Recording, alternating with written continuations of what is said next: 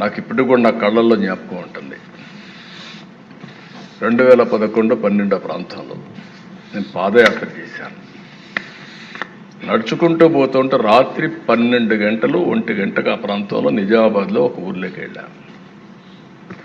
దారిలో పోతా ఉంటే రోడ్డు మీద కూర్చొని చలిమంట వేసుకుంటున్నారు. జనవరి ఫిబ్రవరికి అంతా మీకు ఐడియా ఉంటుంది.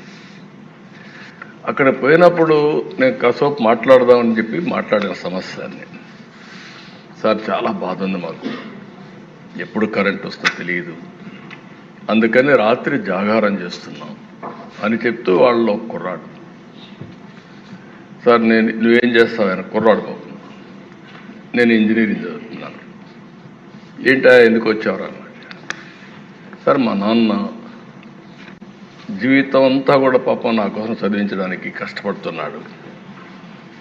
ఎవ్రీడే వచ్చి ఇక్కడ ఉండేవాడు మిషన్ వేయడానికి. నేను హాలిడేస్లో వచ్చాను.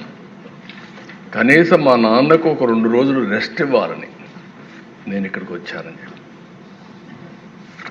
అప్పుడు నేను అడిగాను, ఏంటి ధైర్యంగా ఉన్నా అంటే, లేదు సార్ భయం వేస్తూ ఉంది, పేపర్లో వస్తున్నాయి, పాములు గరుస్తున్నాయని, చీకటి ఉంటుంది, పంప్ సెట్ అయిపోయినప్పుడు పాములు గరుస్తున్నాయని, భయంగా పోయి వేస్తుందని నాకు కుర్రాడు చెప్పినప్పుడు నేను చాలా బాధపడ్డాను. ఒక నిత్యావసరం అందరికి అత్యంత అవసరమైనప్పుడు కూడా ఊర్లో నేను చూసేవాడిని, ఎప్పుడో కరెంట్ వచ్చేది, ఇమ్మీడియట్గా సైరన్ కొట్టేట అందరూ పరిగెత్తేవాళ్ళు, ఎందుకో మోటార్లు వేయడానికి. వీళ్ళందరూ మోటార్లు ఆన్ చేసేవాళ్ళు, సగం కాలిపోయేటివి. ఆల్ ఆఫ్ ఎ సడన్ అన్ని మోటార్లు ఆన్ చేస్తే లో వోల్టేజ్ వచ్చి మోటార్లన్నీ కాలిపోయేవి.